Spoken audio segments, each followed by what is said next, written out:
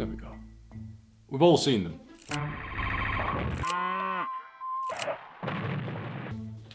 And we've all probably thought the same thing. As soon as we see them, we think, what the fuck?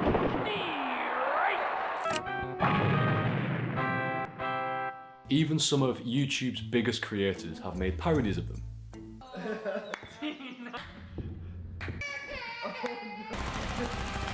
So the way it's meant to work is, we finish the game, we go home, and we don't think of them again.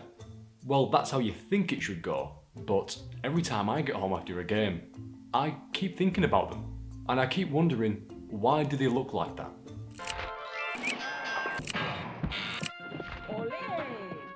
Is there some vertically integrated conglomerate that's making all of them? Is there a group of local companies? Or is it just a bunch of freelancers who happen to be making these in the same style? And while doing my research, I found out some truly interesting information regarding the bowling alley industry. So today, I'm here to answer the question, why are bowling alley animations so weird? But before I can answer this question, I had to do a bit of digging into the bowling alley industry itself. The majority of the entire world's bowling alley equipment manufacturing is done by 3 companies. And some of these you might even recognise. An organisation called cCegQIABAA Worldwide, which has an annual revenue of $108 million. BBP Investment Holdings, which has an annual revenue of $120 million. And, you'll probably have heard of this one, AMF Bowling Worldwide, which has an annual revenue of over $570 million. There are quite a few much smaller organisations, but these are the big 3. And one thing that I found surprising was the level of vertical integration. But really quick, I'm going to explain what vertical integration is. Vertical integration is usually when an organisation owns 2 or more stages of production that tend to be dominated or controlled by completely separate organisations. Let's take Apple, for example. They have an in-house marketing, advertising and PR team. Usually, most companies would outsource this responsibility, but they have it in-house and do it themselves. So this is an example of vertical integration. So in this instance, when I say bowling equipment, I mean everything, ranging from the wood to make the bowling alleys, the materials for the bags and the balls. AMF's parent company even owns the Professional Bowlers Association.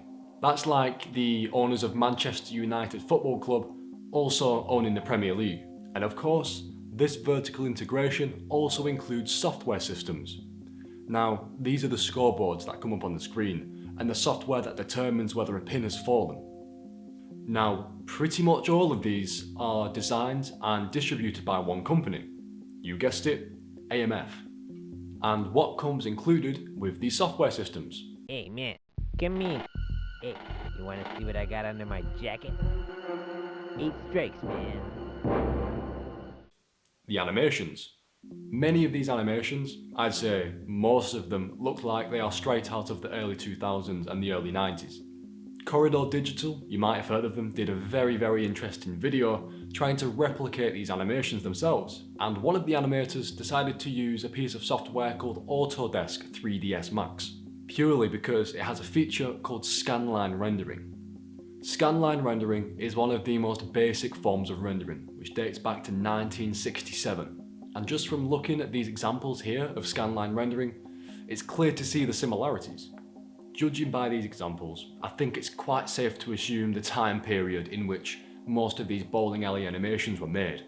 So for the sake of simplicity, let's say between the late 90s and early 2000s. One of the most popular pieces of animation software at the time was known as Alias Wavefront. Taps into the power of today's screaming hardware. You get all the performance you need to work faster.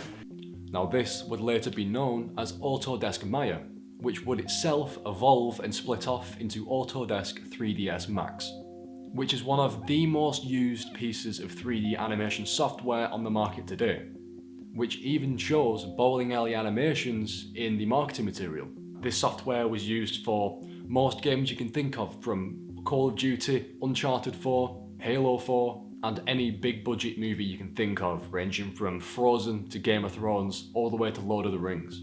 Other notable pieces of software from this era includes TrueSpace, and a piece of software called Carrera. Now, looking at these animations, it's quite easy to see the similarities. However, most of these pieces of software are either discontinued or completely obsolete. So I think it's safe to assume that scanline rendering was the technique used when making these animations. But why are they so strange?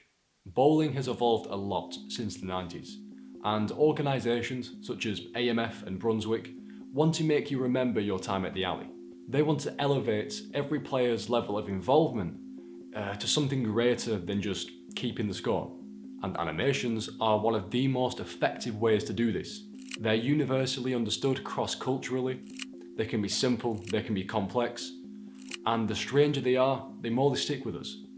And the more it sticks with us, the more likely we are to remember it, and the more likely we are to return for another game. So, in effect, these animations keep us coming back for more. So if you see some really odd or outright bad or just completely outdated animations, the odds are it's just because the scoring software has not been updated in a very long time. These animations are getting more and more advanced. Some alleys even allow the player to upload their own selfie, meaning that they can be featured in the animation, and other ones even have themes such as Angry Birds or Star Wars. I think that's quite cool. So I don't know about you. Even if I really enjoy the game and I have a really fun time and there's some really funny occurrences, the main thing that sticks with me is these weird, wacky but also wonderful animations. So I suppose the animations being so strange to the point where I remember them, so I make a video on them and you click on the video, mission accomplished. I really do hope you enjoyed this video. The purpose of this channel is to answer the questions that you've always wanted the answer to. There are going to be many more videos coming out similar to this one, and some topics are going to be more serious than others. So if you think that's interesting, please subscribe and leave a like and leave a comment. This is, for me, a brand new channel, so I am open to feedback and criticism.